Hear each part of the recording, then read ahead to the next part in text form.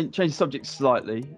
Neal, I wanted to talk about pension investments a little bit, because I hear that the markets are doing very well, and almost a little bit like why they're doing so well if we've got these issues around the world. Have you sort of got any insight for that? Yeah, well, obviously when the pandemic hit, there was an impact to the market, but our portfolios sort of held quite strong. And since the pandemic, it's the year's probably going to finish fairly strong on a positive. So yeah, it's not all doom and gloom really. And obviously what you're seeing in the news and the markets, it's not a direct reflection of portfolios and the investments themselves. So now's a good time to invest or be contributing to any form of investment, whether it's a pension or stock and shares ISA, whatever it may be. So yeah, it's not all bad out there.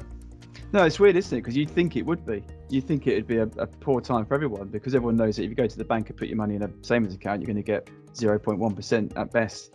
Yeah. Yet investments, which we expected to go down and hit rock bottom, have actually done fairly well. They did have a blip, but they've recovered really quickly. Yeah, they have. I think that's the difference with like I said, pandemic, whereas obviously 2008 was sort of the collapse of the banks and the financial institutions. So it took a bit longer, but with a pandemic, you usually see a spike after, and when vaccines start to roll out. So it's usually a fairly quick turnaround. It's a short-term versus long-term view as well, though, isn't it? Because yeah. Your funds are basically based on a long-term viewpoint and growth and sustainable growth, whereas what the short-term effects like a pandemic do is they just affect a blip in the market for the short-term profit takers, really. Your live markets will go up and down, but your long-term markets will stay pretty steady. But I think we're coming through now as people are starting to sort of be aware that there might actually be an end to this, or certainly some kind of normalisation, whereas I think 3 months ago it was like, well, you can't see that. A lot of the businesses that we work with have gone, well, okay, there's a new opportunity. I haven't spoken to this guy for a long time, or this woman for a long time.